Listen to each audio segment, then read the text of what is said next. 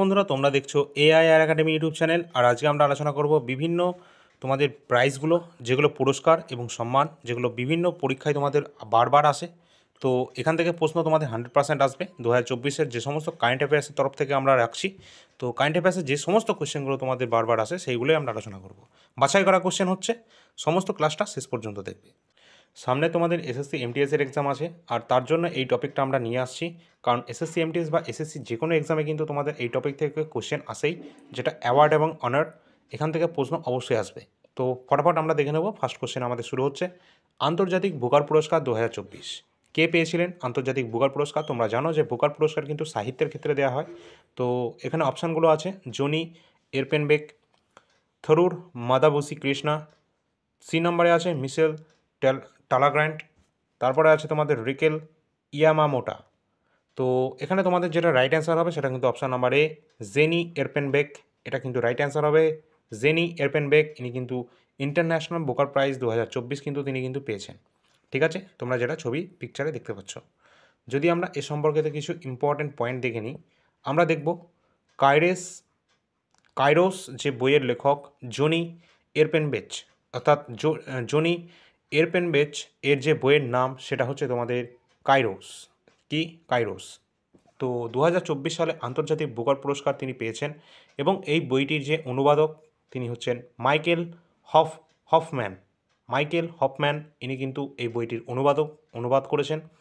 Jenny এরপেনবেক হলেন প্রথম German লেখক যিনি বুকার পুরস্কার কিন্তু জিতেছেন। তো ইনি কিন্তু একজন জার্মান লেখক। অত্যন্ত গুরুত্বপূর্ণ পয়েন্ট কিন্তু এটা। নেক্সট আমরা পরবর্তী পয়েন্ট যদি আমরা দেখে নিই, তো পরবর্তী পয়েন্ট আমাদের আছে, গীতাঞ্জলি স্ত্রী প্রথম ভারতীয় লেখক যিনি এই আন্তর্জাতিক বুকার যে পুরস্কারটা তিনি কিন্তু পেয়েছিলেন। কে? গীতাঞ্জলি স্ত্রী। ইনি প্রথম ভারতীয় লেখক যিনি কিন্তু এই আন্তর্জাতিক ইন্টারন্যাশনাল বুকার প্রাইজ জিতেছিলেন। তিনি 2022 সালে তার উপন্যাস রেত সমাধির জন্য কিন্তু এই পুরস্কারটি পেয়েছিলেন। তো গীতাঞ্জলি স্ত্রী ইনি কিন্তু 2022 সালে প্রথম ইন্টারন্যাশনাল বুকার প্রাইজ কিন্তু জিতেছিলেন, যিনি প্রথম ভারতীয় হিসাবে। তার যে উপন্যাসটা, সেই উপন্যাসটা ছিল কিন্তু রেত সমাধি। ঠিক আছে, পরবর্তী কোয়েশ্চেন আছে, কোন ভারতীয় প্রতিষ্ঠানকে স্বাস্থ্য বিল্ডিংয়ের জন্য বিশ্ব স্বাস্থ্য সংস্থা ওয়ার্ল্ড হেলথ অর্গানাইজেশন এর 2024-এ নেলসন ম্যান্ডেলা পুরস্কার দেওয়া হয়েছে? তো 2024-এ নেলসন ম্যান্ডেলা পুরস্কার দেওয়া হয়েছে ওয়ার্ল্ড হেলথ অর্গানাইজেশনের যে ভারতীয় প্রতিষ্ঠানকে, সেটা হচ্ছে তোমাদের অপশানগুলো দেখে নাও। তো এটার যেটা রাইট অ্যান্সার হবে সেটা হচ্ছে তোমাদের ফার্স্ট যে অপশানটা আছে, NIMHANS। সুতরাং নিমহাস যে অপশানটা আছে, অপশান নাম্বার এ, এটা কিন্তু তোমাদের রাইট অ্যান্সার হবে। আমরা যদি এর সম্পর্কে কিছু ইম্পর্টেন্ট পয়েন্ট দেখে নিই, তোমরা দেখতে পাচ্ছ বেঙ্গালুরুতে অবস্থিত national institute of mental health and neuro sciences, এটা হচ্ছে এর ফুল ফর্ম। স্বাস্থ্য প্রচারের জন্য বিশ্ব স্বাস্থ্য সংস্থা 2024 নেলসন ম্যান্ডেলা পুরস্কারে ভূষিত হয়েছে। তো নিমহান্স এর পরিচালক ডক্টর প্রতিমা মূর্তি এই পুরস্কার কিন্তু পেয়েছেন। এর পরিচালককে প্রতিমা মূর্তি, তিনি এই পুরস্কার পেয়েছেন। ঠিক আছে, নেলসন ম্যান্ডেলা পুরস্কারটা কি? নেলসন ম্যান্ডেলা পুরস্কার হলো বিশ্ব স্বাস্থ্য সংস্থা ওয়ার্ল্ড হেলথ অর্গানাইজেশন এই পুরস্কারটা কিন্তু দিয়ে থাকে। 2019 সালে বিশ্ব স্বাস্থ্য সংস্থা দ্বারা শুরু হয়েছিল এই পুরস্কারটি দেওয়া, অর্থাৎ নেলসন ম্যান্ডেলা পুরস্কারটা 2019 সালেই কিন্তু প্রথম শুরু হয়। ওয়ার্ল্ড হেলথ অর্গানাইজেশন এই পুরস্কারটা কিন্তু দিয়ে থাকে। এটি স্বাস্থ্য পরিষেবার প্রচারের জন্য ব্যক্তি এবং সরকারি বা বেসরকারি সংস্থাগুলি প্রদান করা হয়। তোমরা এখানে যে ছবিটা দেখতে পাচ্ছ, এটা হলো নেলসন ম্যান্ডেলার কিন্তু সেই ছবি। আচ্ছা, পরবর্তী পয়েন্ট কী আছে? নেলসন ম্যান্ডেলা ছিলেন একজন কালো জাতীয়তাবাদী এবং দক্ষিণ আফ্রিকার প্রথম কৃষ্ণাঙ্গ রাষ্ট্রপতি। এটা অত্যন্ত ইম্পর্টেন্ট পয়েন্ট। দক্ষিণ আফ্রিকার প্রথম কৃষ্ণাঙ্গ রাষ্ট্রপতি হিসাবে তিনি ছিলেন। তিনি কে? Nelson Mandela. দক্ষিণ আফ্রিকায় বর্ণ বৈষম্যের বিরুদ্ধে তিনি কিন্তু সংগ্রাম করেছিলেন, এবং ম্যান্ডেলার জন্মদিন 18ই জুলাই সারা বিশ্বে ম্যান্ডেলা দিবস কিন্তু পালন করা হয়। কবে? ম্যান্ডেলা দিবস পালন করা হয় 18ই জুলাই, তার জন্মদিন উপলক্ষে। পরবর্তী পয়েন্ট আমাদের আছে, ম্যান্ডেলা 1990 সালে, এই যে পয়েন্টটা অত্যন্ত গুরুত্বপূর্ণ পয়েন্ট, 1990 সালে প্রথম তিনি কিন্তু ভারতরত্ন পুরস্কার পেয়েছিলেন, এবং তিনি কিন্তু প্রথম বিদেশি হিসাবে কিন্তু ভারতরত্ন পুরস্কার পেয়েছিলেন। পরীক্ষায় আসে প্রথম ফরেনার্স বা প্রথম বিদেশি কে যে ভারতরত্ন পুরস্কার পেয়েছিলেন, যে হচ্ছে নেলসন ম্যান্ডেলা। 1990-তে তিনি কিন্তু প্রথম ভারতরত্ন পুরস্কার কিন্তু পেয়েছিলেন। নেলসন ম্যান্ডেলা 1993 সালে নোবেল শান্তি পুরস্কারও ভূষিত হয়েছিলেন। ঠিক আছে, 1993-তে তিনি নোবেল শান্তি পুরস্কারও কিন্তু ভূষিত হন। এগুলো কিন্তু তোমাদের এসএসসি সিএইচএসএল এবং রেলের এক্সামের জন্য অত্যন্ত গুরুত্বপূর্ণ, ঠিক আছে? তো তোমরা কিন্তু দেখে নেবে, এই প্রশ্নগুলো কিন্তু এসেছে। পরবর্তী প্রশ্ন, 2024 সালের মে মাসে জাতিসংঘের মর্যাদাপূর্ণ military gender advocate of the year award 2023 কে ভূষিত হয়েছেন? কি বললাম, 2024 সালের মে মাসে জাতিসংঘের মর্যাদাপূর্ণ military gender advocate of the year award 2023 কে ভূষিত হয়েছিলেন? পবন সিন্ধি, রাধিকা সেন, পায়েল কাপাডিয়া নাকি চন্দ্রকান্ত সতীজা? তো এখানে যেটা তোমাদের রাইট অ্যান্সার হবে সেটা হচ্ছে তোমাদের option number B, Radhika Sen. Radhika Sen কিন্তু তিনি কিন্তু নিযুক্ত হয়েছেন, অর্থাৎ তিনি এই অ্যাওয়ার্ডটা কিন্তু পেয়েছেন, ঠিক আছে? আর আমরা যদি এখানে ছবি তোমরা দেখতে পাচ্ছ ইনি। আর জাতিসংঘ সম্পর্কে যদি দেখে নিই, জাতিসংঘ যেটা হচ্ছে ইউনাইটেড নেশনসের প্রতিষ্ঠা হয়েছিল কবে? যেটা হচ্ছে 24 অক্টোবর 1945 কিন্তু এটা প্রতিষ্ঠা হয়েছিল জাতিসংঘ, 24 অক্টোবর 1945। সদর দপ্তর অর্থাৎ হেডকোয়ার্টার আছে নিউ ইয়র্ক, মার্কিন যুক্তরাষ্ট্র। মহাসচিব আছে অ্যান্তনিও গুটেরেস এবং সদস্য সংখ্যা কিন্তু টোটাল 193টি দেশ রয়েছে, ঠিক আছে? যেটা তোমরা ম্যাপে দেখতে পাচ্ছ, এটা হচ্ছে জাতিসংঘ, ইউনাইটেড নেশনসের অর্গানাইজেশন, ঠিক আছে? 24 অক্টোবর যেটা কিন্তু এই সম্মিলিত জাতিপুঞ্জ দিবস কিন্তু আমরা পালন করি, এটাও মুখস্থ রাখতে হবে, ঠিক আছে? 1945-এ প্রতিষ্ঠা হচ্ছে, হেডকোয়ার্টার নিউ ইয়র্ক। আরেকটি গুরুত্বপূর্ণ এটাও মনে রাখতে হবে, অ্যান্টোনিও গুটেরেস কিন্তু মহাসচিব পদে কিন্তু রয়েছেন, ঠিক আছে? আর তোমরা যেটা দেখছো 193টি টোটাল দেশ আছে, এর মধ্যে ভারত আমাদের ইন্ডিয়া যোগ দিয়েছে, ঠিক আছে? কত সালে ইন্ডিয়া ইউনাইটেড নেশনস অর্গানাইজেশনে যোগ দিয়েছিল, এই সালটা তোমাদের কমেন্ট সেকশনে কমেন্টের মাধ্যমে জানাতে হবে, ঠিক আছে? এটা তোমাদের হোমওয়ার্ক থাকলো। পরবর্তী কোশ্চেন আছে তোমাদের, স্মৃতিবন ভূমিকম্প মেমোরিয়াল মিউজিয়াম কোন রাজ্যে অবস্থান করছে?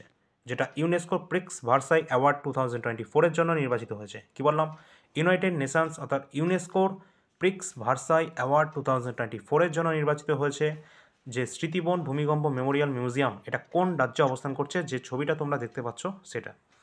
তো এটা যেটা তোমাদের রাইট অ্যান্সার হচ্ছে অবশ্যই কিন্তু গুজরাটে অবস্থান করছে প্রিক্স ভার্সাই যে অ্যাওয়ার্ডটা পাচ্ছে 2024-এ এই স্মৃতিবন ভূমিকম্প মেমোরিয়াল মিউজিয়াম, এটা কিন্তু গুজরাট রাজ্যে অবস্থান করছে। আমরা যদি এর সম্পর্কে কিছু ইনফরমেশান দেখে নিই, ইউনেস্কো গুজরাটের ভুজকে স্মৃতি ভ্রমণ ভূমিকম্প মেমোরিয়াল মিউজিয়ামে কিন্তু সম্মানিত করেছে, ঠিক আছে? ভুজ যেটা গুজরাটে অবস্থান করছে, ঠিক আছে? চলো, ইউনেস্কোর প্রিক্স ভার্সাই অ্যাওয়ার্ডের অধীনে বিশ্বের 7টি সবচেয়ে সুন্দর জাদুঘরের মধ্যে তালিকাভুক্ত হয়েছে কিন্তু এটা, ঠিক আছে? অত্যন্ত গুরুত্বপূর্ণ, পরীক্ষা আসতে পারে, ঠিক আছে?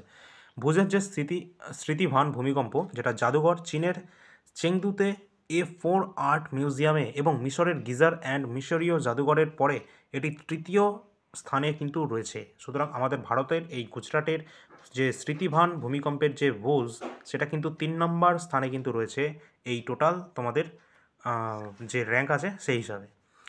28 আগস্ট 2022 প্রধানমন্ত্রী নরেন্দ্র মোদী দ্বারা অধ্যয়ন যে স্মৃতিভান যে জাদুঘর, সেটা কিন্তু উদ্বোধন করা হয়েছে 28 আগস্ট অর্থাৎ 28 আগস্ট 2022। আর এটা কিন্তু তোমাদের 2024-এ কিন্তু এই অ্যাওয়ার্ডটা পাচ্ছে ইউনেস্কো থেকে, ঠিক আছে? তো গুরুত্বপূর্ণ কিন্তু এই সৌধটি 2001 সালে ভূমিকম্পে প্রাণ হারিয়েছে তাদের নাম বহন করছে, অর্থাৎ 2001 সালের ভূমিকম্পে যারা প্রাণ হারিয়েছিল এই স্মৃতিসৌধতে তাদের কিন্তু নাম এখানে কিন্তু রয়েছে, ঠিক আছে? আচ্ছা, 5 নম্বর কোশ্চেন আমাদের আছে, কোন রাজ্য 2024 সালে জুনে বিশ্ব বায়ু দিবস উপলক্ষে সর্বোচ্চ বায়ু শক্তি উৎপাদন করার ক্ষমতার জন্য প্রথম পুরস্কার পেয়েছে? কোন রাজ্য সেটা তোমাদের বলতে হবে। কি বলছে, 2024 সালে জুনে বিশ্ব বায়ু দিবস উপলক্ষে সর্বোচ্চ বায়ু শক্তি উৎপাদন ক্ষমতার জন্য প্রথম পুরস্কার পেয়েছে কোন রাজ্য? গুজরাট, রাজস্থান, কর্ণাটক নাকি কেরালা? তো গুজরাট কিন্তু অবশ্যই রাইট অ্যান্সার হবে। গুজরাট কিন্তু এখানে কিন্তু প্রথম পুরস্কার কিন্তু পেয়েছে 2024-এর সর্বোচ্চ বায়ু শক্তি উৎপাদন ক্ষমতার জন্য। যেখানে তোমরা দেখতে পাচ্ছ এটা তোমাদের পতাকা, তোমাদের এটা দেখতে পাচ্ছ, এটা গুজরাট রাজ্যে অবস্থান করছে। সর্বোচ্চ বায়ু শক্তি উৎপাদনের জন্য কিন্তু এই পুরস্কারটা কিন্তু প্রথম পেয়েছেন আমাদের এই গুজরাট রাজ্য। ইম্পর্টেন্ট পয়েন্টের যদি আমরা দেখে নিই একটু,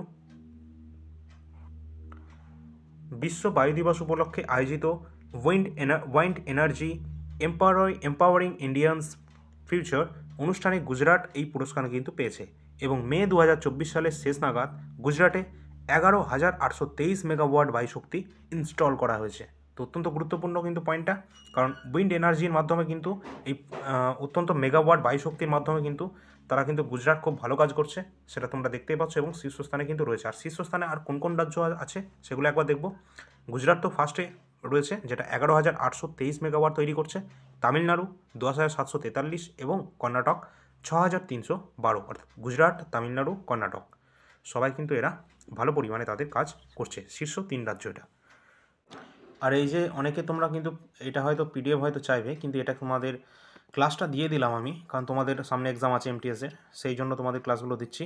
আরও এর পরবর্তীতে ক্লাসগুলো আসবে, তো এই সমস্ত ক্লাসগুলো তোমরা করে নেবে। আর এই পিডিএফটা তোমরা কিন্তু এখানে পাবে না, তোমরা কিন্তু যারা যারা 51 টাকা দিয়ে পেমেন্ট করেছিলে তারা কিন্তু এই পিডিএফটা পাবে।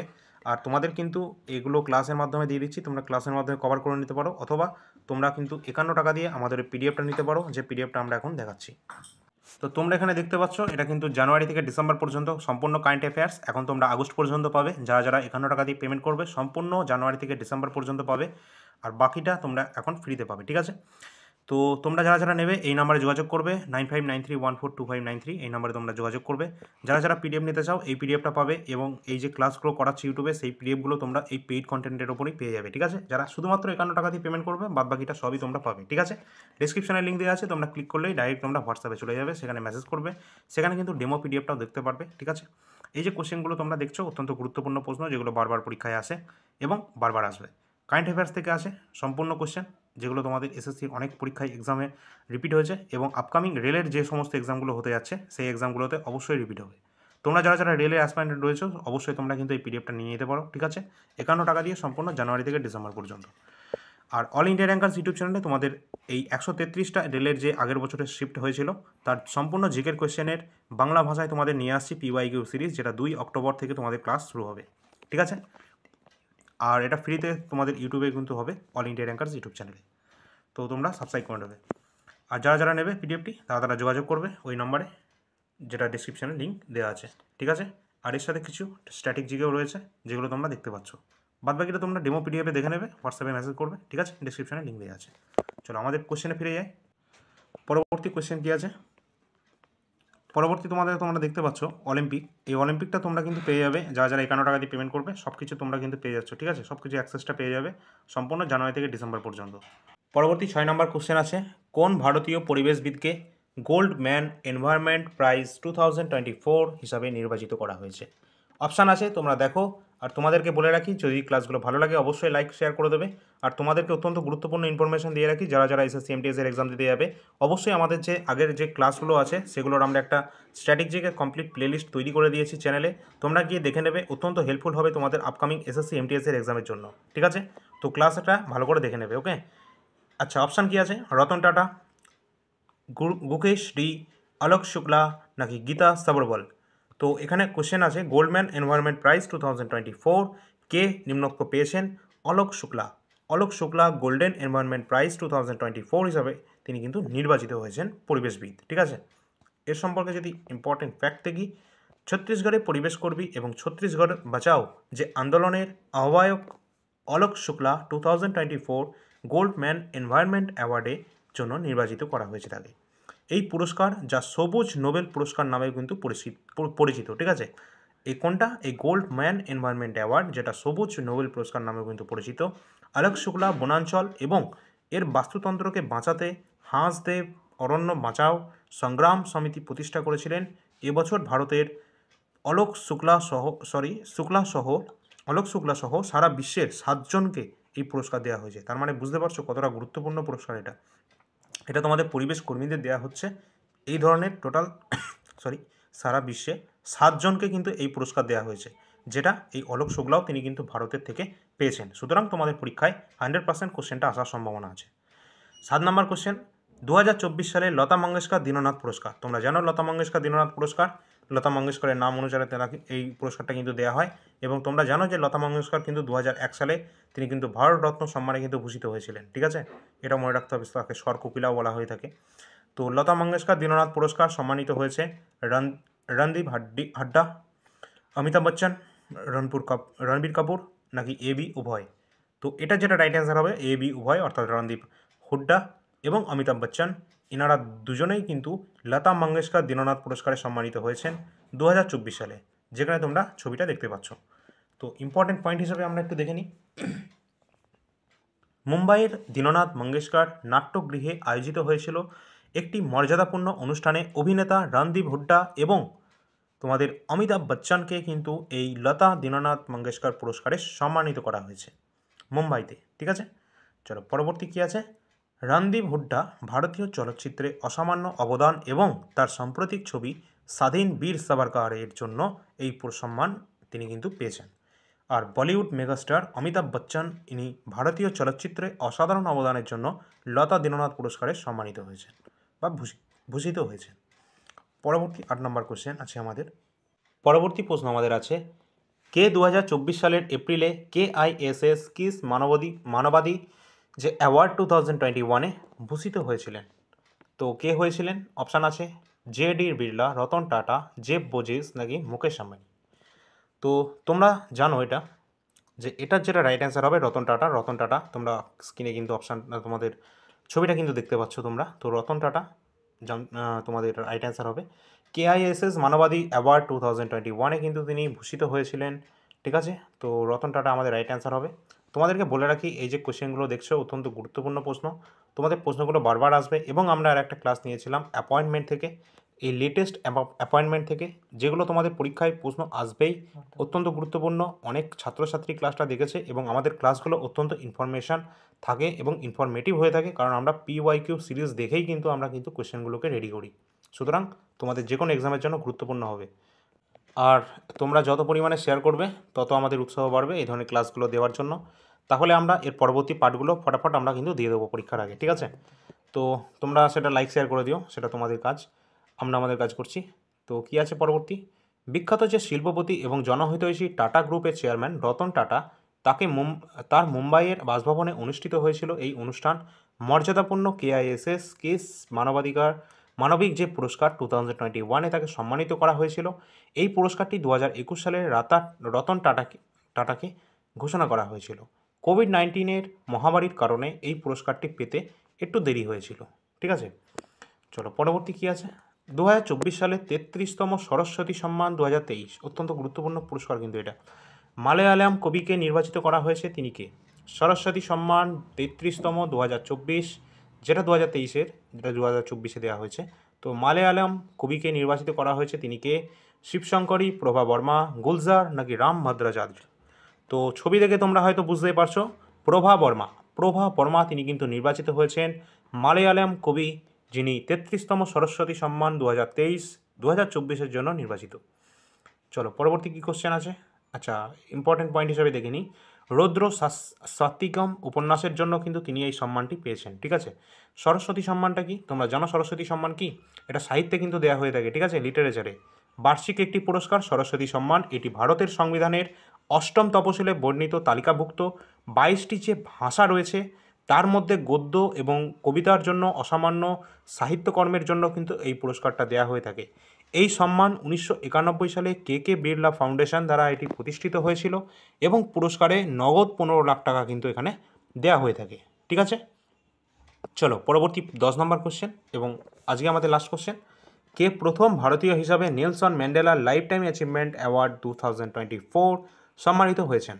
পূর্ণিমা বর্মন, বিনোদ গণাত্র, মনোরঞ্জন মিশ্র নাকি মনোজ কুমার। তো রাইট অ্যান্সার কিন্তু তোমাদের হবে বিনোদ গণাত্র। তিনি কিন্তু Nelson Mandela lifetime achievement award 2024-এ তিনি সম্মানিত হয়েছেন। প্রখ্যাত শিল্প চলচ্চিত্র নির্মাতা বিনোদ গণাত্র চলচ্চিত্রে অবদানের জন্য দক্ষিণ আফ্রিকার মর্যাদাপূর্ণ Nelson Mandela lifetime achievement অ্যাওয়ার্ডে ভূষিত হয়েছেন এবং বিনোদ গণাত্র প্রথম ভারতীয় হিসাবে Nelson Mandela lifetime achievement award কিন্তু সম্মানিত হয়েছেন। সুতরাং এটা কিন্তু একটা স্ট্র্যাটেজিকের একটা ফ্যাক্ট হয়ে গেল। ঠিক আছে, অত্যন্ত গুরুত্ব, কারণ তিনি প্রথম ভারতীয় হিসাবে কিন্তু এই পুরস্কারটি পেয়েছেন। ঠিক আছে, তিনি প্রায় 400টি তথ্যচিত্র এবং নিউ জারিল সম্পাদনা ও পরিচালনা কিন্তু করেছেন। ঠিক আছে, নিউ জরিল সম্পাদনা এবং পরিচালনা করেছেন। তিনি শিশু এবং যুবকদের জন্য 25টি একাধিক টেলিভিশন অনুষ্ঠান কিন্তু তৈরি করেছেন।